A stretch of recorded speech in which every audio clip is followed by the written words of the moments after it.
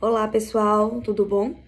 Como ficou combinado com vocês, a gente ia gravar essa aula de revisão, porque na última aula a gente aplicou o simulado e acabamos que ficou, né, faltando dar essa revisão aí.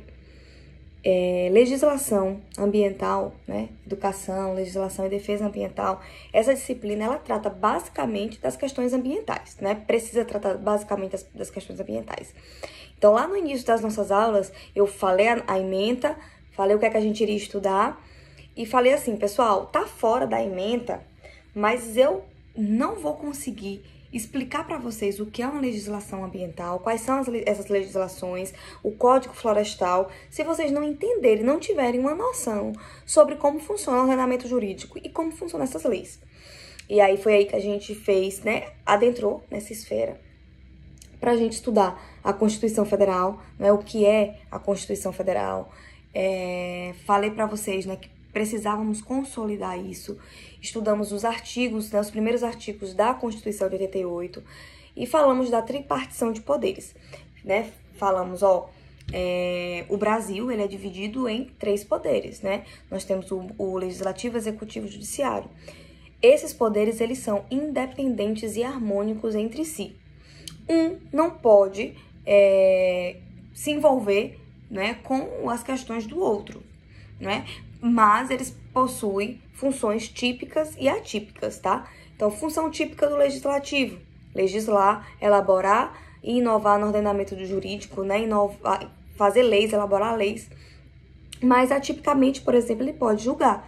Aonde, professora, que ele pode julgar? Ele pode julgar o presidente da República nos crimes de responsabilidade, não é? Então, cada poder tem sua função típica e sua função atípica, tá? O poder legislativo, né, que tem essa função aí, que é o que a gente vai estudar mesmo, tem a função de inovar no ordenamento jurídico, ele possui como nossos representantes, né, no âmbito municipal, os vereadores, no âmbito estadual, né, deputados federais e estaduais, senadores e, né, quando a gente fala desse poder, a gente consegue, né, entender, definir que é necessário, ele representa o povo. A nossa democracia é uma democracia semidireta, ou seja, tem alguém, a gente elege pessoas para nos representar.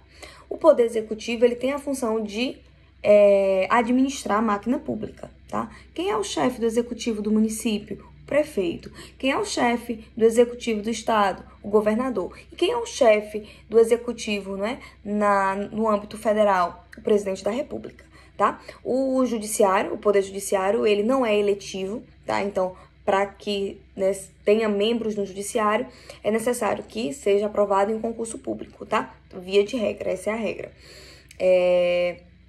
Vale salientar também que o poder judiciário, ele é inerte, a função dele é resolver, dirimir os conflitos que acontecem na sociedade, porque a gente sabe que é vedado fazer justiça com as próprias mãos, né? Então, iniciamos nossos estudos falando sobre a Constituição Federal, a função da Constituição Federal. Falei para vocês que não pode ter nenhuma lei maior que a Constituição, né? A Constituição Federal, ela tem aí a função de proteger as outras leis, de regulamentar e de fazer com que todas as leis, elas fiquem ali harmônicas e unificadas, tá? Então, essa é a função da Constituição Federal, é garantir os direitos fundamentais, né, individuais, o direito do trabalho, o direito do meio ambiente. Citei para você que o artigo 225 da Constituição Federal fala sobre o meio ambiente sustentável, ecologicamente equilibrado, né? Falamos que é um direito difuso e coletivo. É por isso que quando alguém causa um dano ao meio ambiente, qualquer um do povo pode ir lá e ingressar com ação popular, por exemplo, não é? Então, é necessário que haja a Constituição para que essas relações elas sejam ali regulamentadas, beleza? Então, essa é a primeira parte do conteúdo. Vai cair algumas questões sobre poder executivo, poder legislativo, quem compõe, né, qual a função. Nós somos um país democrático, nós temos aí o voto como principal fonte, como principal exemplo de democracia. A gente vai lá, vota, exerce a nossa democracia, né, escolhe os nossos representantes, beleza? Terminando essa parte, que foi bem curtinha, nós falamos sobre o meio ambiente, sobre a legislação em si. Falei que o nosso ponto, o nosso marco ali é a Constituição Federal. Mas quando a gente fala de meio ambiente, a gente tem que entender que o meio ambiente, ele não é só do Brasil, né? Inclusive, tem um princípio que é a cooperação entre os povos, que fala, ó, o dano ambiental, quando ele acontece, ele é transfronteiriço. Ou seja, acontece um dano aqui em Formosa, as pessoas que estão nas cidades circunvizinhas vão ser prejudicadas, né? E, em contrapartida, todo o planeta vai ser prejudicado, tá? Então, nós falamos um pouquinho dos princípios, tá? Esses princípios da cooperação entre os povos, né? Onde os povos precisam, onde as nações precisam se ajudar, né? Estarem ali juntos. Falei também sobre o princípio do poluidor-pagador, né? Ou seja, se você está poluindo, você precisa arcar, né? Você precisa trazer, devolver, né, o status quo ao meio ambiente, né? O usuário pagador, quando você usa os recursos ali naturais, né, à medida que você consegue identificar, você precisa fazer o pagamento ali dessa taxa. Dei o exemplo da conta de água, né, que a gente paga. Falei também sobre o princípio da solidariedade intergeracional. Ou seja, quando a gente fala de meio ambiente, a gente não está falando só da gente ou só dos nossos filhos. Nós estamos falando de gerações que ainda vão vir. E aí eu trouxe, não é, o conceito do relatório lá de Brundtland, que foi criado em 1987, tá? E esse relatório, ele falou sobre o conceito de desenvolvimento sustentável, né? Que é utilizar os recursos ambientais, mas de forma consciente, pensando nas próximas gerações, né? Na geração presente, mas também na geração futura. E essa é a visão, é a missão ali da sustentabilidade. Falei para vocês sobre o tripé da sustentabilidade, né? Em inglês, Triple Bottom Line. Esse tripé da sustentabilidade é o econômico, é o social e é o ambiental. Eu não posso falar em ser sustentável, né, em sustentabilidade, se tem pessoas do meu lado passando fome, se o meu vizinho está passando fome. Sustentabilidade é a interseção desses três fatores. Econômico, porque nós precisamos poluir, né?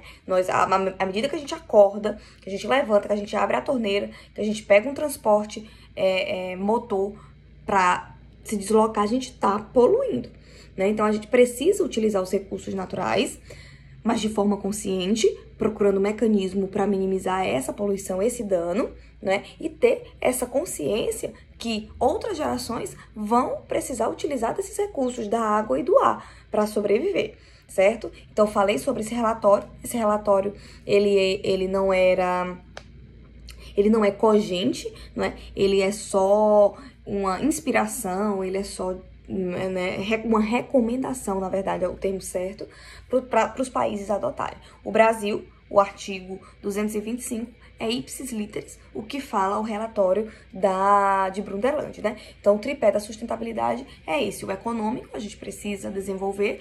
O social, nós precisamos também pensar na parte social. E o ambiental, precisamos pensar no meio ambiente. Quando a gente juntar, né, essas três esferas, esses três conjuntos, nessa interseção vai ter a sustentabilidade, certinho? Então, falamos sobre isso. Falamos muito sobre sustentabilidade, falamos muito da Política Nacional de Resíduos Sólidos, não é isso? Que diferencia rejeito de resíduos, né? Professor, o que é rejeito? O que é resíduos, né? Resíduos é tudo aquilo que a gente produz, que a gente joga no lixo. E rejeito é aquilo que não tem mais jeito e vai pro aterro sanitário. Professora, mas para isso para eu falar de resíduos e rejeitos, eu tenho que falar em coleta seletiva, não tem? Claro que tem. Coleta seletiva precisa de muita educação ambiental, precisa cumprir o princípio da informação. Se eu não informo minha população, se eu não informo as pessoas, né, do perigo daquele lixo, do perigo daquele produto ali, né, exposto, as pessoas não vão ter o conhecimento, não vão saber, tá? Então, coleta seletiva é a separação, é selecionar esse lixo, tá? E lembrando que a gente não pode atribuir a responsabilidade só à esfera pública, né? Somos nós que vivemos no planeta, somos nós que temos que ter essas informações e essas ações, essas atitudes, né, de separação de lixo. Cooperação, né, criar cooperativas, associações para a reciclagem. Então, resíduos e rejeitos. Os rejeitos é tudo aquilo que não dá para ser reaproveitado, tá? Então, os rejeitos, eles têm que ir para o aterro sanitário. Por exemplo, fralda descartável usada, absorvente usado, papel higiênico usado, ele precisa ir para o aterro. Mas o resto de comida pode ir para algum lugar? Claro que pode, né? Para compostagem, para composteira, virar adubo, né? Então, o lixo orgânico, ele tem uma destinação. Papel, plástico, vidro, também tem que ter uma destinação. O Brasil, ele não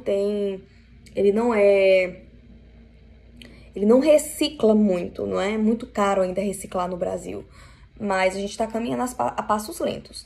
Mas provavelmente a gente, né, vai conseguir alcançar patamares maiores com a educação, com a informação.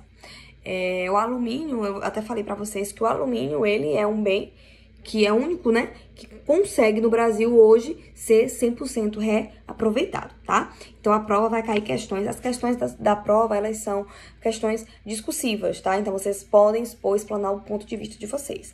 Falei pra vocês sobre lixo hospitalar, né? Onde é que tem que estar o lixo hospitalar, essa separação de lixo. Por que o lixo hospitalar não pode estar na coleta de lixo doméstico, né? Por conta dos riscos da contaminação. Falei que essa mesma lei, né, a Política Nacional de Resíduos Sólidos, estabeleceu um prazo para que o Brasil acabasse com todos os lixões. E aí não conseguimos cumprir essa meta, só Santa Catarina que conseguiu, mas no Brasil inteiro ainda tem muito lixão. E tem pessoas que vivem do lixo, tá? Então a gente precisa dar dignidade para essas pessoas, né?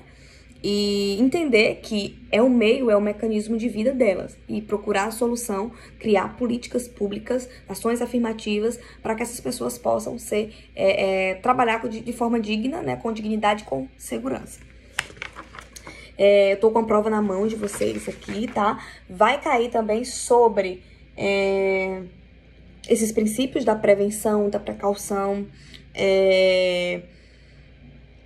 recuperação de áreas, né? A importância da recuperação de áreas. Falei um pouquinho sobre o princípio do protetor recebedor, né? Dei o exemplo lá da Fazenda Pratinha, né? Estudamos isso. Vai ter uma questão conceitual, né? Das diferenças de resíduos e rejeitos. Eu quero que vocês coloquem isso de forma, explanar, né? De forma bem sucinta, tá? Mais completa. Vai cair também sobre a diferença de aterro sanitário e lixão e os benefícios de ter um aterro sanitário. E se nós aqui, na nossa realidade, a gente consegue ter um aterro sanitário, né? Então, é muito importante a gente ter essa visão, entender, criar, né, esse senso crítico de onde vai o lixo que a gente produz, né? Expliquei para vocês, pedi para que vocês fizessem até uma atividade mental sobre isso. Para onde vai o nosso lixo, não é?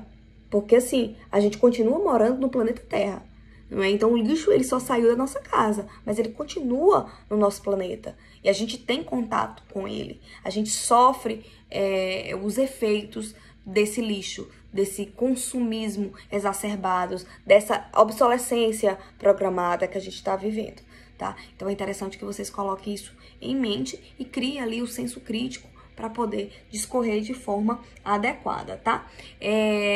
Qual a relação, qual a importância da Constituição colocar, né, no seu texto, fazer menção no seu texto do meio ambiente, né? Vai cair uma questão sobre essa, a relevância da Constituição no meio ambiente, né? Nas leis ambientais. Então, é muito importante, eu queria muito que vocês colocassem isso aí em mente e começassem a discutir sobre isso.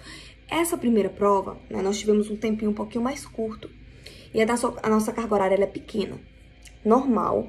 Então, a gente é o primeiro contato de vocês e a gente precisava dar 2 passos para trás para poder avançar.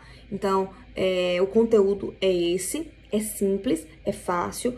Eu preciso que você crie essa sensibilidade, que tenha criatividade para pensar. Não só para a prova, mas para outras discussões também futuras na vida de vocês, certo? Então, façam a prova de forma consciente. Vai cair, basicamente, questões de texto relacionadas a textos, interpretação, tá? Que isso são fatores que a gente precisa cobrar, né? Habilidades ali, conteúdos que nós precisamos cobrar na prova de vocês. A prova, ela é avaliativa, a gente precisa de nota para passar, mas vocês não representam uma nota, tá? Eu sei que cada um aí vive em uma realidade diferente, que tem uma dificuldade ou uma facilidade diferente da outra, nem todo mundo tá no mesmo ritmo, não é aquele que tira 10 na prova, que sabe tudo que a professora tá falando, que não é, vai ser o melhor, o bem-sucedido, e aquele que não consegue acompanhar direito vai ser o frustrado. Isso não existe, tá? Isso não é uma verdade absoluta. Lógico, quem estuda mais, que tem esse comprometimento, esse foco, tende a alcançar outros patamares, altos patamares, tá? Mas quem também tem dificuldade pode chegar, sim, aonde quiser, né? E como é que a gente faz isso? Democratizando a educação. Então, quando a gente fala de democracia, a gente precisa também democratizar a nossa educação. Hoje, esse vídeo que eu tô gravando pra vocês vai poder ser assistido na escola. Se você não tiver internet em casa, você pode assistir ele na escola. Então, todo mundo, quem tem internet, quem tem dinheiro, quem não tem, vai conseguir assistir esse vídeo ou outros tantos vídeos que a internet oferece, tá? Então, isso é a democratização da educação, né? Então, o fato da gente ter internet na escola ajuda bastante. Porque você pode ter internet, mas o colega não pode, né? Não tem. Então, isso que é democracia e isso que faz com que as pessoas tenham a mesma oportunidade, tá? Então, fique bem tranquilos na hora da resolução da prova. Eu vou colocar algumas questões, vou discutir, a gente vai fazer uma discussão amanhã no grupo, tudo direitinho, né? Na segunda, talvez, tudo direitinho. E aí vocês podem estar sempre me procurando no privado ou no grupo mesmo que eu respondo, tá bom? Um grande beijo no coração de vocês. Fiquem com Deus, tá? E qualquer dúvida, eu não vou estar aí aplicando a prova. Qualquer dúvida, entre em contato comigo, anote na prova e depois, na primeira oportunidade, a gente vai solucionar. O foco aqui é que você aprenda o conteúdo, é que você saia da escola sabendo aplicar aquilo que a gente trabalhou e sendo um cidadão crítico, tá? Esse é o foco. A nota a gente vai conseguir, é fácil, mas o aprendizado é o que de fato interessa, tá? Lembra que o meu sucesso depende do sucesso de vocês. Um grande beijo, fique com Deus.